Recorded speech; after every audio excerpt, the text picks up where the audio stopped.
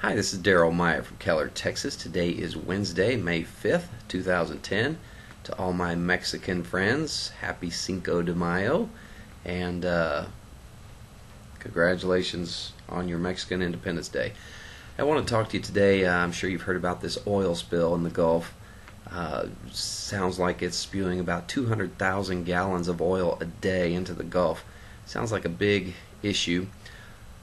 Did a little research. BP is the company that owned that particular oil platform, and I'm reading this out of rawstory.com. Did you know President Barack Obama is the biggest recipient of BP Political Action Committee donations of any political candidate in the last 20 years, according to the Center for Responsive Politics and an analysis published Wednesday today by Politico. Obama's take from the company, whose drilling site is leaking tens of thousands of gallons of oil a day into the Gulf of Mexico.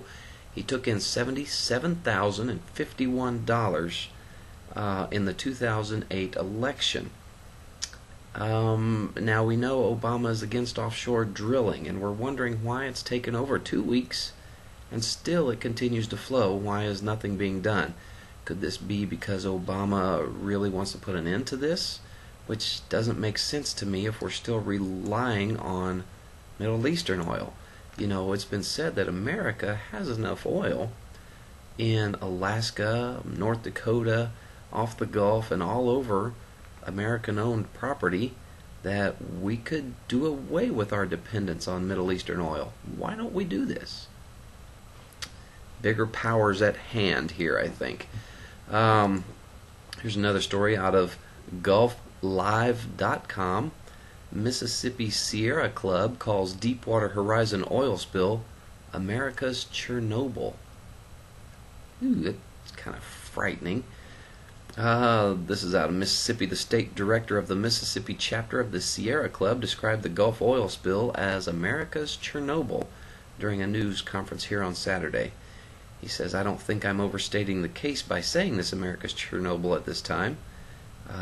Of course, he's talking about the worst nuclear accident in history, April of 1986, a power plant in Chernobyl, Ukraine, that resulted in a plume of radioactive fallout spreading across a large area of Europe. Okay, right there, hold on. I want to read to you out of Revelation 8, verse 11, the part that talks about Chernobyl. This says, the name of the star, okay, start in verse 10. The third angel sounded his trumpet, and a great star, blazing like a torch, fell from the sky on a third of the rivers and on the springs of water. The name of the star is Wormwood. A third of the waters turned bitter, and many people died from the waters that had become bitter. I truly believe that Chernobyl was the third trumpet, because in Ukraine, the word wormwood translates as Chernobyl. And a lot of people died from drinking the water that became bitter. And if you read about the trumpets, I think the first one was World War I, the second one was World War II, the third one was this star Chernobyl. I think we're right now facing the sixth trumpet, which is the war that emanates from the Euphrates River area and kills a third of mankind. By the way, if you don't know your geography, the Euphrates River, 65% of it is in Iraq, where we have about 145,000 troops stationed up and down that river for over 8 years now. That's why I like to keep an eye on this, because this is going to grow, and I think it will result in the death of a third of the Earth's population. It's a scary thought. These people need to be saved. Okay, let's see what else we can see. Another story out of csmonitor.com. Arnold Schwarzenegger, the governor of California, says they're dropping offshore drilling because of this BP oil spill. Sure, they can have gay marriage, and they're going to vote on approving smoking marijuana as being legal, but no offshore drilling, by golly. I'll be back. Whatever.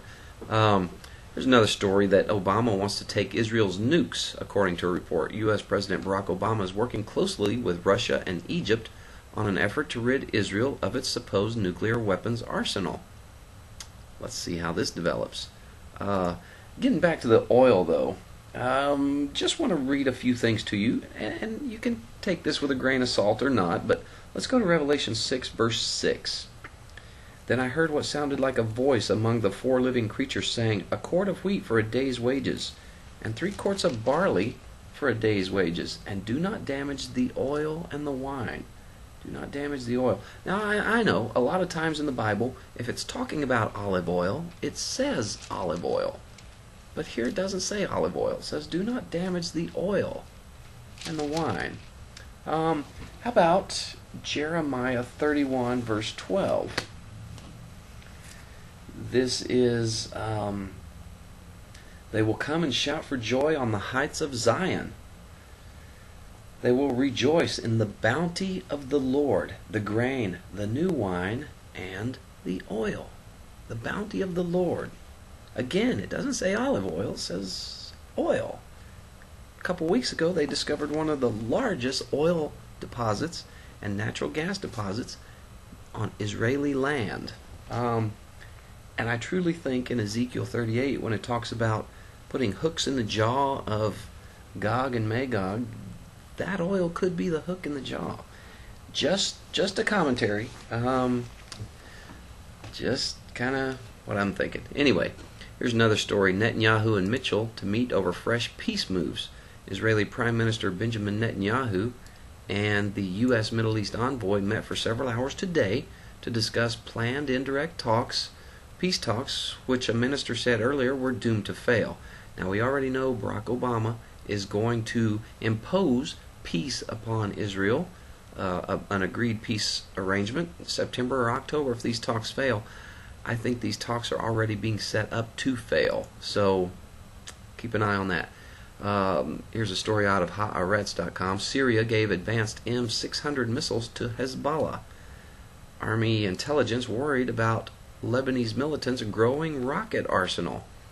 You know, anytime I see Damascus and Syria in the news, I can't help but think of Isaiah 17:1 that says Damascus will be utterly destroyed and will become a ruinous heap and will no longer exist as a city. I think we're going to see this prophecy somewhat soon. Okay, let me go to Luke 10, verse 19. I'm just reading some things that... Actually, let me first get into Revelation 2, verse 7. This was, Jesus when he returned, saying, "To him who overcomes, I will give to eat from the tree of life, which is in the midst of the paradise of God." Now, talking about overcoming, what does it mean to overcome? In these 7 letters Jesus had to the 7 churches, we see a certain symmetry. In each letter it begins with the Lord identifying himself in a way that relates to their condition, to each church. Then he goes on to either commend them or to rebuke them for what they were doing. Then he concludes each letter with a particular promise that is uniquely significant for that particular church. This brings us to the promise Jesus gave to the church of Ephesus. He tells them that if they overcame and stayed the course of faithfulness, they would be given the privilege of eating from the tree of life that's in the midst of God's paradise. Just so we're clear on this is a literal tree that literally exists in heaven. John even gives us a description of it at the conclusion of this book in Revelation 22, verses 1 and 2. So, it's an unparalleled blessing for anyone to eat from this tree. But why was this promise given to the Ephesians? Remember, this church's struggle was in keeping Christ central. They lost touch with him and they strayed until he was no longer in their midst. But notice their ultimate destiny was to eat from the tree of life in the midst of heaven. In other words, their struggle with Christ's centrality would eventually be fully redeemed. So at the end of the day, they would be right there in the middle of it all, in the midst of Christ's heavenly presence. So, we must overcome also. So now let me go to Luke 10, verse 19. And that says, this is Jesus talking, "I have given you authority to trample on snakes and scorpions, and to overcome all the power of the enemy. Nothing will harm you." I love it when Jesus gives me a promise like that. That's encouragement I can live on. How about John 16:33? You probably know this one. This was Jesus talking again. He says, "I have told you these things, so that in me you may have peace. In this world you will have trouble, but take heart. I have overcome the world." I always love that verse because, Jesus said, I and the Father are one, and I am in you, which means me and God are one because Jesus is in me. And since Jesus is in me, and He has overcome the world and sin and death, well, so have I. So have I. And that's hard for this fleshly body to accept that. It's hard for our minds to wrap around that. But it's true. Okay? If you are a Christ follower, you are in that blessing. Okay, I need to hurry to finish. Let's go to 1 John 5, verse 4 and 5. For everyone born of God overcomes the world. This is the victory that has overcome the world, even our faith. Who is it that overcomes the world? Only he who believes that Jesus is the Son of God. How about Revelation 21, verse 7?